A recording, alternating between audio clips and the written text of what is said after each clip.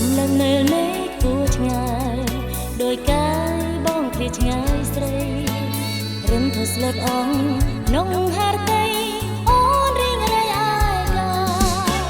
ទ្រង់អបបព្រួយភ័យសាននឹងអាឡៃប្រជីវាតារវៃបាត់ស្នាមិនដឹងថ្ងៃណាវល់វែងចាំបងទាំងទឹកនេត្រាអរាឈឺផ្សាទោមនិញនៅតែមិនខានរសំឡាញ់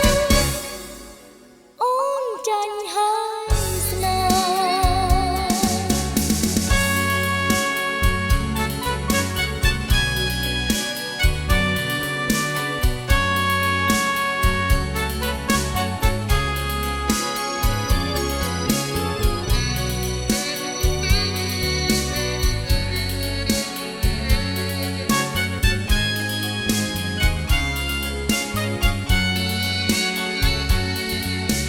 សំឡេងមើលមេឃគួរឆ្ងាយ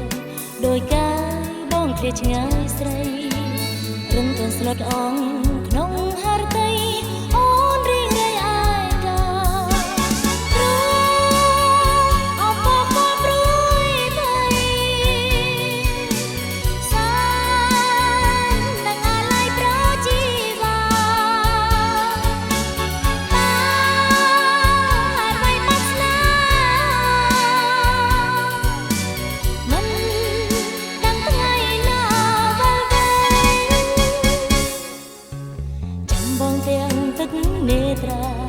អរាឈឺផ្សាទោមនិញ